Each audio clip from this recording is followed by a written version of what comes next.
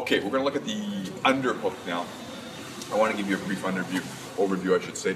This is one of the most common controls, especially in MMA type fighting when you don't have ease on. But a lot of people don't realize how useful it can be when you're in your street self-defense situations. It's a little more counterintuitive than the overhook, which is a natural thing to do to control a guy's arm. But when you're looking at all the different advantages, the underhook can actually be far more advantageous. So you want to start using it when you're practicing your self-defense situations. With a little more practice and a little bit more time, you can set up even more opportunities than the overhook can. Now let's look at the underhook. The underhook is simply your arm is under his and you're controlling his shoulder in a different way, this way, as opposed to we looked at the whizzer or the overhook where I'm over here. This is a more obvious, intuitive kind of way because once my arm's over top, he's not going to be able to hit me with that arm. When I do it this way, it looks like this arm is free and it can do this and it can do that. People are worried about that, and you know, to a certain degree that's true, but if you understand this situation properly and you're close to the guy, there really isn't much that he can do and you're going to be prepared for it. Now, one of the main reasons you're going to have to use an underhook is because the guy's a lot taller than you. So once I make my entry on him and he's up here, it's going to be very difficult for me to get a decent overhook, to get a whizzer. Because imagine that his shoulders are up here another 3 or 4 inches. But if I go underneath, it's quite natural. Okay, and I can then go behind him a lot easier. That's one of the main purposes of an underhook. One of the advantages that people miss is that I don't have to stay in this clinch position. Remember, we broke down the conceptual advantages and disadvantages.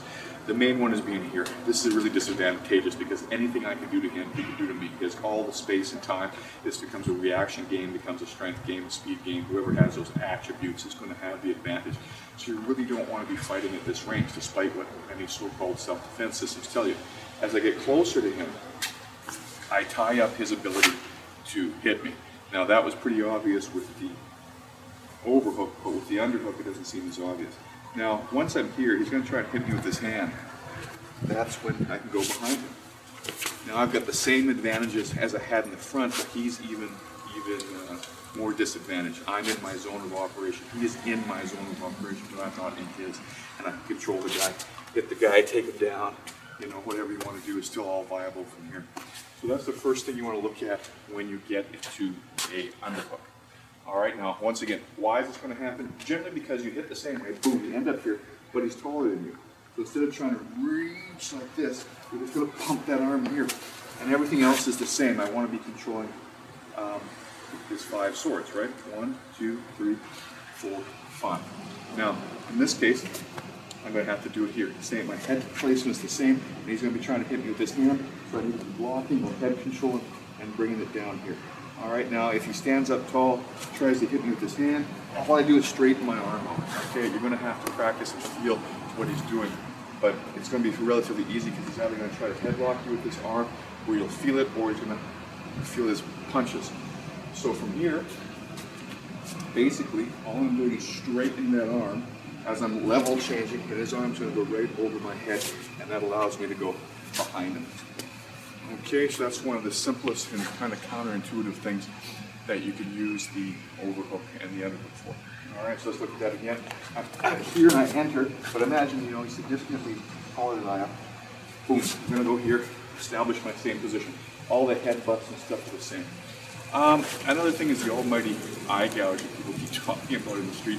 It's sometimes really hard to do. If you've never been in a real fight, people are thrashing around. I've had people try to eye gouge me on many occasions on the street.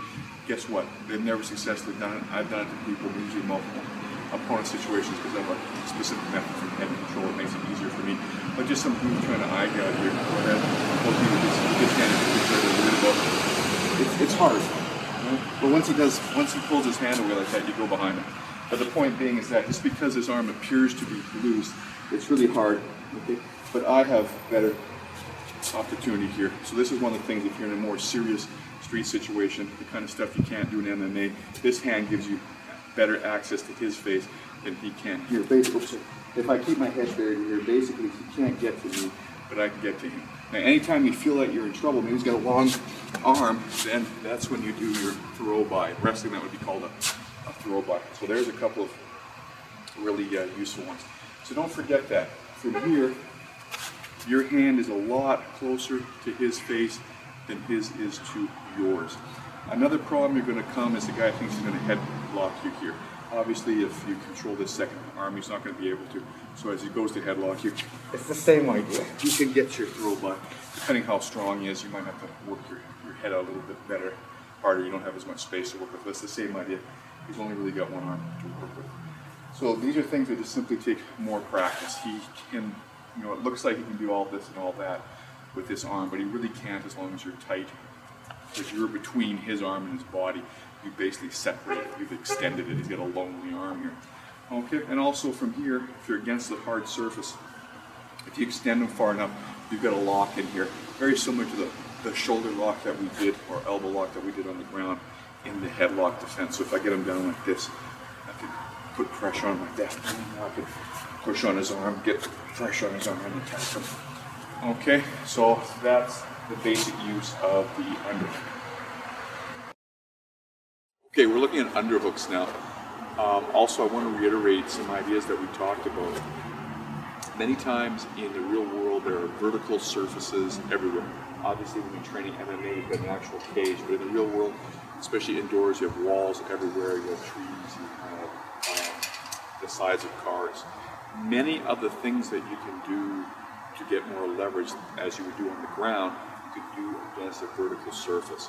So a vertical surface represents that middle ground between just clinching with the guy where gravity is neutral and putting him on the ground with you on top where you have a big gravity advantage. When I put him into a vertical surface, although gravity is still neutral, I can still use my body weight more effectively and in a sense sandwich him against that vertical surface in the same way or similar way as I can do it against the ground. The caveat being, of course, I don't have big gravity advantage.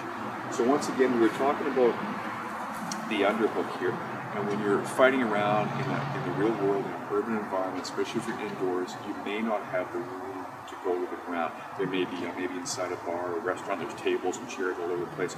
So if you can, it might just be a lot easier to get the guy into a wall. We talked about this a little bit in the weapons section because we didn't clarify that in the empty hand section, but it's all closely related. Now the question becomes, okay, the guy's really big, really huge. You know, sometimes you're just going to smash into things. That happens all the time. It's happened to me on many occasions because once his momentum gets going, because he's much heavier than you, you just keep moving until you run into something. That's the easiest way to get into a wall. However, if I want to tactically put him into that vertical surface, if he's too big, you may not be able to. You can move him around, you can spin him, but if we're talking just simple leverage, remember your 5 swords gives you that.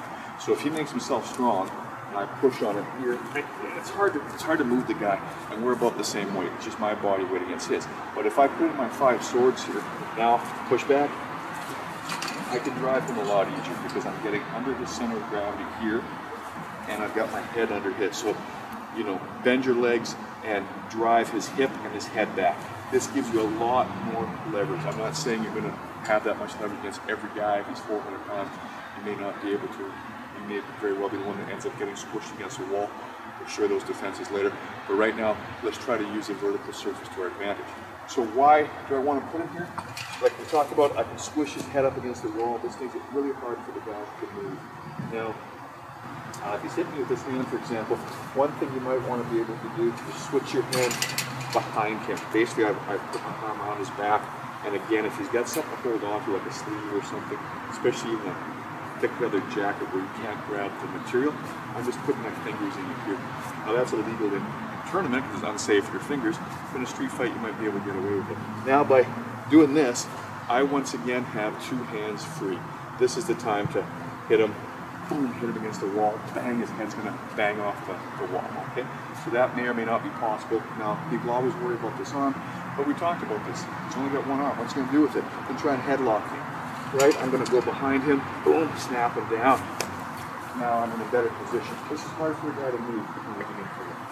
Now, even if we stay with the conventional underhook, we talked about this being more counterintuitive. People have a harder time dealing with this because they think the arm is free. Well, it is free, but free to do what? When I'm in really close to him, there's not much you can do with that. And this can be better for pushing and pulling than your overhook. Your overhook really only gives me some downward leverage. I can't really push and pull that well. If I try to pull, he'll pull his arm out this way because he'll end up sliding down his arm. So in a lot of ways, the grip that seems inferior with practice and training gives you a lot more advantage. The first thing I want to think about is I have a much harder pull on her shoulder with this hand like that. So remember, if I'm going to take my head out of here, I should replace it with something, and I want to keep my elbow up. We're going to try to crank my arm down. Okay, I go like this and crank my arm this way. Yeah. Now, if my head is in the correct place, it takes a lot of that leverage up. But if I'm making space, you forget about this, crank it. Depending if he knows what he's doing. But let's stick with basic street self-defense first of all, where we're assuming that the guy isn't trained but is bigger, stronger, more aggressive. So by using this grip with my elbow high, you can see I can pull him quite hard like that. So that's how you set up your headbutt. I push into him like this and try to squish him like we talked about. Now at the moment that I want to pull my head away, I'm going to replace it with my hand so that he's still squished. He may not, he'll probably know, but he may not. I push him really hard. If he's been struggling this whole time to push off the wall, at that moment I release the spring energy. I use this hand to do this, and I put my head back into place. Okay, so I got to do this slow, otherwise we're going to crack heads. But I want to remember, I want to hit him right here if I can. Make sure that my head's below his. So the corner of the jaw is in that place, or big enough for not too tall at the temple, but just be careful that my head isn't above his, so I can hit it like that. So I drop him like this, and then nail him in the jaw like that. Okay? So there's an easy way to use a strike that doesn't involve using your hands and things like that.